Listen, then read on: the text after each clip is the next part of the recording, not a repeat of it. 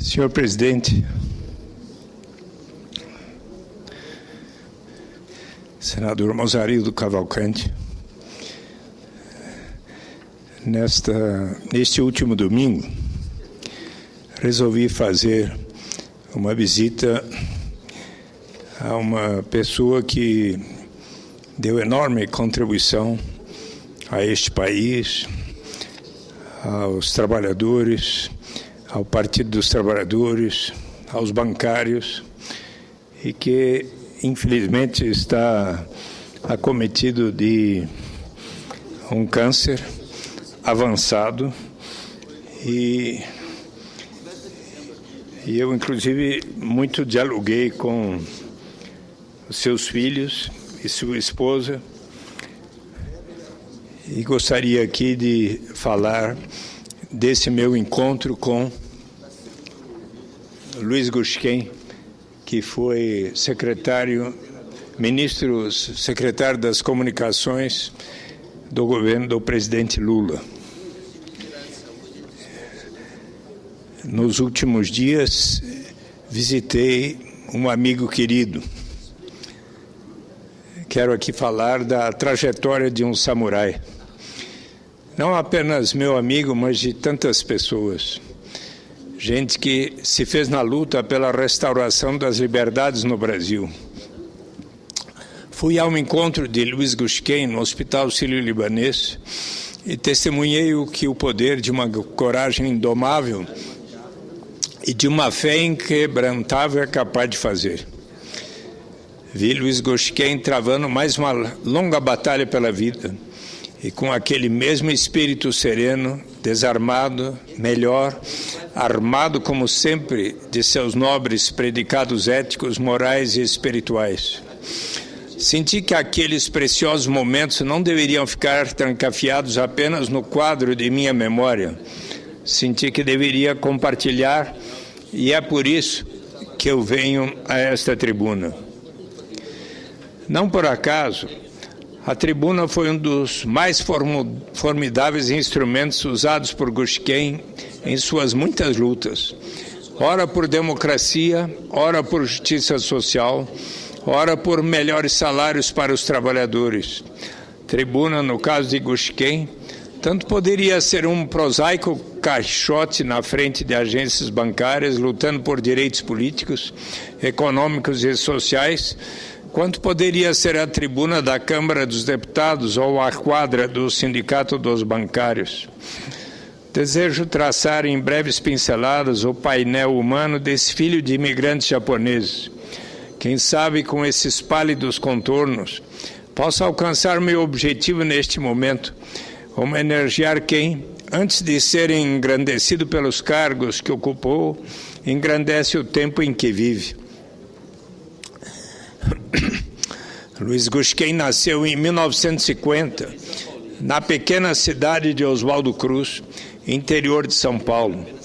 Era o primeiro de uma família de 7 filhos. Seu lar era uma construção muito simples e muito pobre, feita de ripas entrelaçadas ao barro. Certamente, símbolo ainda de muitas humildes casas nesse nosso Brasil profundo. Ainda rapazote, contando apenas 12 anos em Imberbe, começa a trabalhar como ajudante em uma pequena fábrica local. E desse suor juvenil provinha parte da renda familiar necessária a ajudar a criação dos irmãos mais novos. Eram tempos difíceis, tempos em que o Brasil era o país eternamente localizado no futuro. Um Brasil arcaico, rural, gigantesco, tanto em suas riquezas quanto em suas mazelas. Em 1968, Gusquem muda-se para São Paulo, segue a tradição de sua geração, despede-se da cidade do interior para estudar e trabalhar no grande centro urbano. Logo inicia os estudos de administração na Fundação Getúlio Vargas, pela manhã e à noite, filosofia na USP. Ainda com 19 anos, presta concurso público e passa a integrar os quadros do Banespa. Em pouco tempo de banco, já mergulhado na lide sindical, passa a integrar a diretoria do Sindicato dos Bancários de São Paulo. Tem início um tempo de luta hercúlea. Ainda na década de 70, trava a primeira luta pela saúde ao retirar um testículo cancerígeno, sendo submetido a um pesado tratamento radioterápico. Os anos 1980 farão de Gushken um personagem emblemático. Ele está na vanguarda de todas as lutas pelas quais valem a pena dedicar a vida. Muito atuante nas principais atividades sindicais do país, é um dos fundadores e construtores do PT e da CUT. Aos 35 anos, em 1985, Luiz torna-se presidente do Sindicato dos Bancários de São Paulo e comanda a primeira grande greve nacional dos bancários. Elege-se deputado federal em 1986 e passa a integrar a tão sonhada Assembleia Nacional Constituinte, aquela que irá outorgar ao Brasil a sua Constituição Cidadã. Em 1989, já presidente do PT Nacional, passa a ser o coordenador da campanha presidencial de Lula e no ano seguinte, em 1990, é reeleito deputado federal. Estudioso das religiões, Gushken se destaca por seu estilo zen e pela incansável busca do sentido da vida. Em 29 de maio de 1992, ele principiou assim seu discurso sobre a fé Bahá'í na Câmara dos Deputados. Há muitos anos, senhor presidente, venho dedicando-me ao estudo das religiões, motivos por interesse intelectual e também espiritual. Conhecer o Bhagavad Gita, o Velho e o Novo Testamento, bem como o Alcorão e os vários textos búdicos, tem fortalecido em mim a convicção de que os impulsos provocados por estas revelações ditas sagradas constituem as raízes mais fortes dos processos verdadeiramente civilizatórios da humanidade.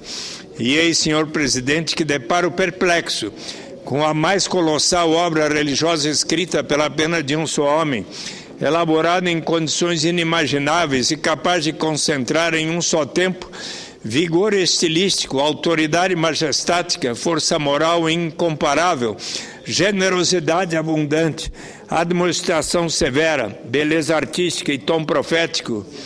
Baha'u'llah, senhor presidente, é o nome do autor desta obra.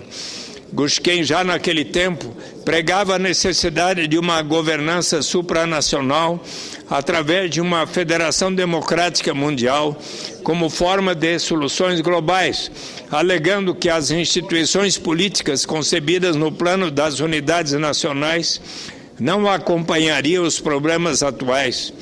Naquele momento, a globalização era uma força bárbara e uma incógnita ainda a se desenhar. Entretanto, nos dias atuais, esse instrumento se faz completamente necessário. Sobre as lições ensinadas por seu pai, o imigrante Okinawan, Gushken guarda sólidas lições. A influência de meu pai sobre meu caráter é total. Foi ele quem, através de sua rigidez moral e experiência de vida, criou as bases para moldar os aspectos morais da minha personalidade. Meu pai prezava a honra e o nome da família como o maior valor. Sempre fez questão de frisar a importância do núcleo familiar e do apoio que recebeu de seus parentes em momentos difíceis de sua vida. Em vários momentos de penúria financeira, nunca permitiu que as preocupações contaminassem seus filhos. Sabia ocultar dignamente suas provações e dificuldades. Voltemos ao ano de 1994. Gushken é reeleito para a Câmara dos Deputados. Esse será seu último mandato parlamentar quando desiste de uma nova eleição praticamente ganha em 1999. Mesmo sendo um líder de sua geração e um parlamentar atuante, Gushken conseguiu construir uma família pautada por valores morais elevados. Permitam-me compartilhar esse sentimento de seus queridos filhos Guilherme, Arthur e Helena. Eles escreveram: nosso pai nos ensinou que os grandes valores morais e éticos são as maiores riquezas que uma pessoa pode carregar. Estes, se consolidados, não são destruídos por apegos materiais. A família para ele é como um punhado de pequenos gravetos. Se separados, são facilmente quebrados, mas unidos, a força no mundo que faça com que eles... Não há força no mundo que faça com que eles se partam. Como nos lembramos das inúmeras reuniões dominicais familiares, onde todo domingo pela manhã, tal como numa assembleia, deveríamos nos reunir, descrever a pauta da semana e as postulações de cada filho, para que o assunto fosse discutido exaustivamente e, por fim, chegássemos a uma conclusão. Ou seja, a prática democrática de ouvir as demandas, de deliberar em grupo, não eram praticadas por Gushken apenas nas assembleias sindicais ou nos corredores do Congresso. Não, eles as exercitavam em casa, junto à esposa, junto aos filhos. Realmente algo admirável. Devemos ser mínima a distância entre o discurso e a prática e o discurso. Sofre um ataque cardíaco em 2001. É aberto, então, um novo campo de lutas. A luta pela saúde, a luta pela vida, ano a ano, mês a mês e depois dia a dia. Em fevereiro de 2002, nova luta com a saúde. Descobre novo câncer e faz a extração total do estômago. A cirurgia tem complicações e sofre uma septicemia, perdendo 20 quilos em 7 dias. Presidente Mozarildo, médico que pode compreender o sofrimento de Luiz Gushken. Em junho desse mesmo ano, porém, é coordenador adjunto da vitoriosa campanha presidencial de Lula. Com efeito, Gushken torna-se ministro do governo Lula em 2003 e, na condição de ministro-chefe da Secretaria de Comunicação, lança a mais formidável campanha de resgate da autoestima jamais vista em um país. É a campanha "O melhor do Brasil é o brasileiro. Sou brasileiro e não desisto nunca." Consegue a proeza de angariar apoio da classe empresarial, de suas instâncias econômicas, envolve a classe artística e dá vazão a esse sentimento há muito represado. Ser brasileiro é ser feliz e é fonte de orgulho. Em sua gestão à frente da SECOM, o guarda-chuva da comunicação oficial é tremendamente democratizado e centenas de veículos de comunicação, notadamente de cunho regional e mesmo local, saem de sua histórica invisibilidade. É designado ministro-chefe do Núcleo de Assuntos Estratégicos da Presidência da República e pensa o Brasil até 2022. Vou pedir um pouquinho de tolerância, acho que em mais 5 minutos concluirei, senhor presidente. Em 2005, durante as denúncias da crise do chamado mensalão, é acusado pela mídia de participar do suposto esquema. A mídia passa a acusá-lo semanalmente durante os seguintes 7 anos, e veículos da imprensa sempre referem-se a ele como condenado. É um tempo de tristeza, amargura e muita dor. Seu nome é objeto de difamação, reles, de calúnias baixas. Nem seu esposo e seus 3 filhos são poupados. Injustamente, Gushken paga todo o preço, à vista, e à custa de sua saúde e a convivência com sua esposa Beth e seus filhos Guilherme, Arthur e Helena. E pagou o preço integral, porque tinha a seu favor nada menos que a verdade. Sem mais nem menos, a verdade. Não se deixando intimidar, depõe a CPMI de maneira exemplar. O escritor Washington Araújo assim retrata o momento. Não foi nem apenas uma ou duas só vezes que, qual leão, em posição de ataque, Gushken exigiu de seus questionadores o mínimo de hombridade moral, decência e ética no trato da República. Foi ali que vi Gushken em um momento de fúria mitológica. Ele defendia não apenas sua honra, mas também a honra do presidente Lula, e não o fazia de forma emocional, com palavras vazias e prontas para gerar impacto mediático. Não, ali Gushken mostrava os materiais nobres com que era formado seu caráter, como ser humano e seu patrimônio ético como homem público. Em 2008, Gushken sofre novo princípio de infarto e realiza implante de 2 stents. Em 2010, com a doença do câncer já em estado metástico, passa por nova cirurgia de 9 horas para a retirada do baço, vesícula, raspagem do diafragma, parte do pâncreas e parte do intestino.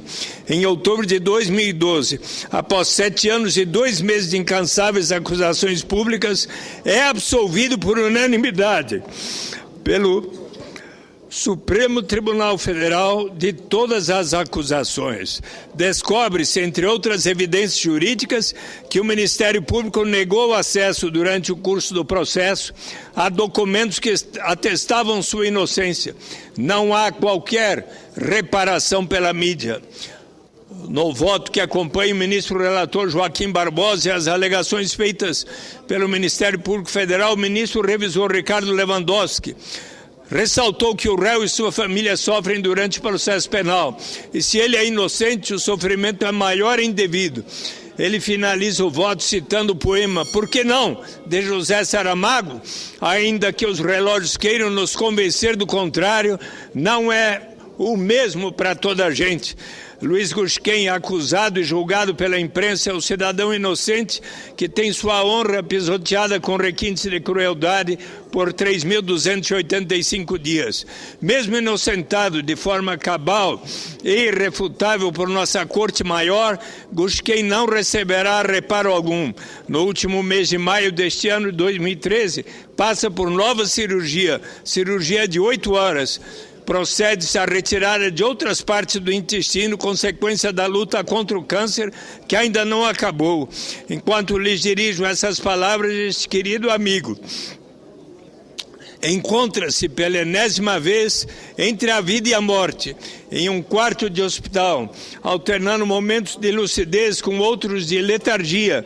Luiz Gusquem decidiu abraçar já o infinito. Numa tarde se escutou essas suas palavras: "De noite, ao adormecer, sigo para os infindáveis mundos de Deus, mas pela manhã acordo com o barulho do hospital, me trazendo de volta."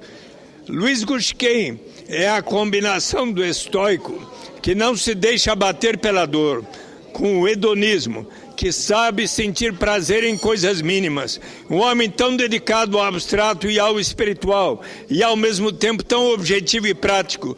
Isso se completa e realmente o faz ser grande. Talvez como aquela sabedoria bíblica de que existe hora para tudo. Existe o tempo de chorar e o tempo de sorrir. O tempo de sonhar e o tempo de agir. Lembro, por fim, a frase do poeta alemão Bertolt Brecht, que bem resume a trajetória do samurai. Há homens que lutam dia e são bons, há outros que lutam um ano e são melhores, e há os que lutam muitos anos e são muito bons, mas há os que lutam toda a vida, e estes são imprescindíveis. Eis o sorriso, presidente Mozarildo Cavalcante, que, embora tão frágil, com poucos quilos, Luiz Gusquem me recebeu neste domingo com este belo sorriso, ao lado de sua esposa e de seus filhos. Muito obrigado. Concedo a palavra à senadora